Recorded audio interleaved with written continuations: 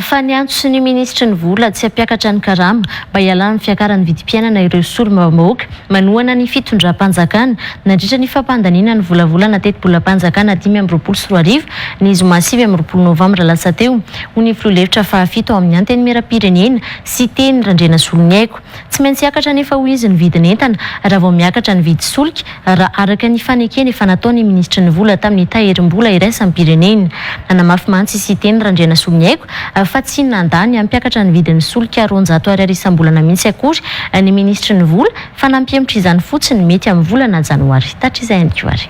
Sady hampiakatra ny vidim-piainana no hampiena ny volan'ny malagasy ny fampiarany teti-bolam-panjakana 5 no lanin'ny solombavambahoaka ny zoma 5 novambra lasa teo ho ny lehibe ny mpanohitra amin'ny anteny miram-pirenena sy teny Randriana Solonyaiko. Hampiakatra ny vidin'entana mantsy ho izy ny fiakarany vidin'ny solika araka ny fepetra taky ny tahirim-bola iraisam-pirenena. Io loi de finance io ambarako amintsika vahoaka malagasy rehetra, loi de finance io sady mampiakatra vidim-piainana no mampiena ny volan'ny malagasy satria le malagasy lasa hipaye taxe be deaibe ary hiakatra koa rehefa miakatra io carburant io ane miakatra ny transport transport rehetra eto miakatra ny vidy mofo, miakatra ny vidiny lafarina, miakatra daholo ny zavatra rehetra satria mientana rehetra ampiasaitsika eto a Madagasikara dia avy any Tamatavy.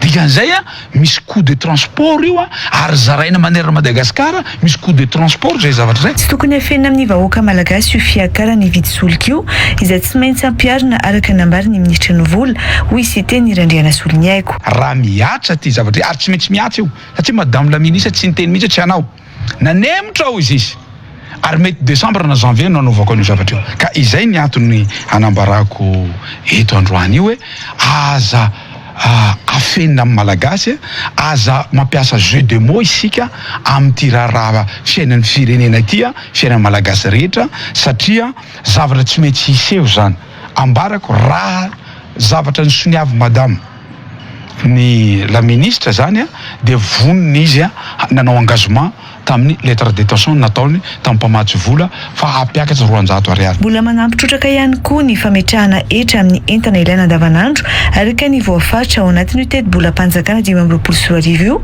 hoy sy teny Randriana Solonyaiko. Ireo etra ireo hoy izy no notakiana mba hisorina raha tsy maintsy rosoana ihany ny fampiakarana ny vidin'ny solika. Mahantsa ny firenena potika ny orinasa rehetra eto a Madagasikara ty loi de finance nampiakatra vidiny nampiakatra nampisy taxe savony zao nisina taxe zao savony, isina taxe siramamy, isina taxe tracteur, isina taxe portable ordinateur portable, isina taxe resaka torche zay ampiasainy olona tambany vohitra any torche amin'ny panneau solaire, isina taxe daholo reny zavatra reny hoe asoro daholo aloha reo fa tsy zaka ny vahoaka malagasy. Mampalahelo anefa fa sady nitsipaka ny ampiakarana ny karama ireo solombavambahoaka manohana ny fitondram-panjakana hoy sy teny Randriana Solonyaiko. Tena nampalahelo tona mihitsy nao tao anatin'izay zavatra zay le nasahiny solombavambahoaka manohana zao fitondrana zao ny teny hoe aza ampiakarina ny karama, aza ampiakarina ny karama fa raha vao miakatra eo ny karama tonga dia miakatra ny vidin'entana hozy izy.